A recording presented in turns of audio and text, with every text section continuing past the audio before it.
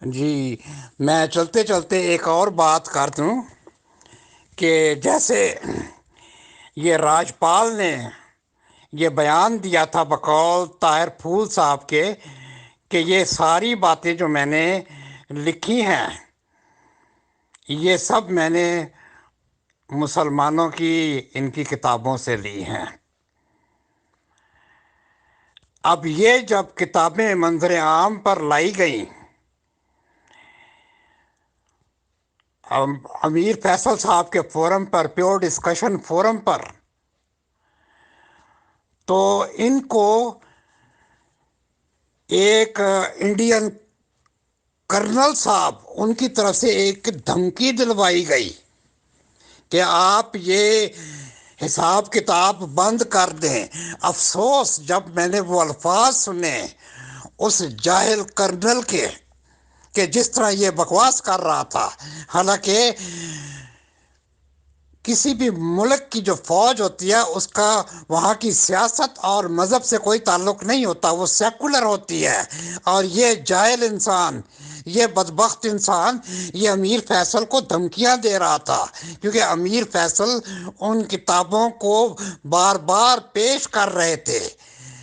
تو مجھے اس کرنل کا نام پتہ نہیں ہے، وہ کہتے ہیں کہ آپ احمدیت کے اکابرین ہمارے خلیفہ کو یہ کہہ رہے ہیں، ہمارے خلیفہ کو یہ کہہ رہے ہیں، اور دھمکی دی کہ اس کا اپنے اس بدبخت فورم کو 24 گھنٹوں کے اندر اندر بند کر دیں، ورنہ ہم آپ کے خلاف ایکشن لیں گے۔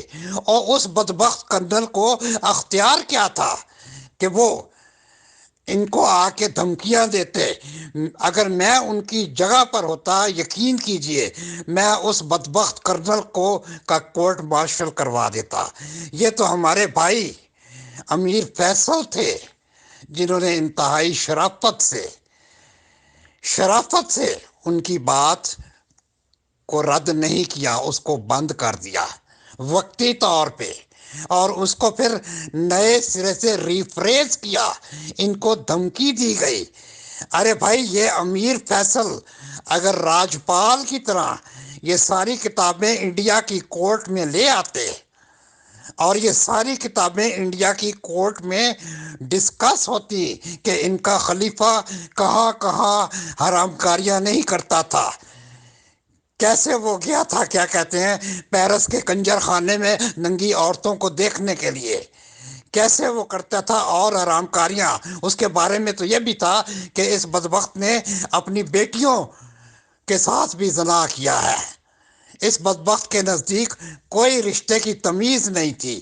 یہ تو شکر کریں امیر فیصل صاحب نے ایک شرافت سے کام لیا۔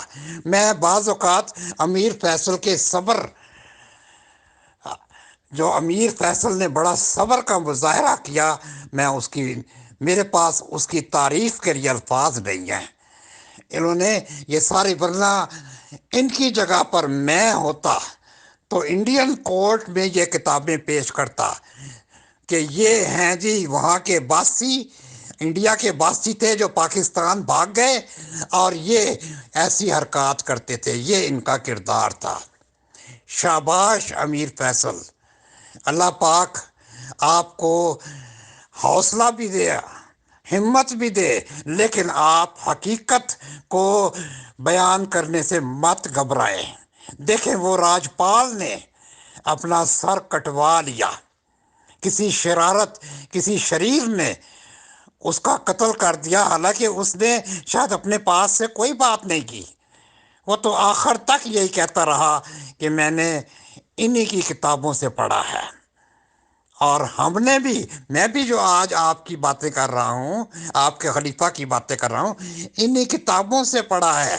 اگر آپ کل کو اٹھ کے پاگلوں کی طرح میری گردن کاٹ دیں گے تو کیا آپ کو کون جسٹیفائی کرے گا؟ وہ قاتل جو مجھے قتل کرے گا وہ بھی بدبخت سیدھا پھانسی پہ جائے گا۔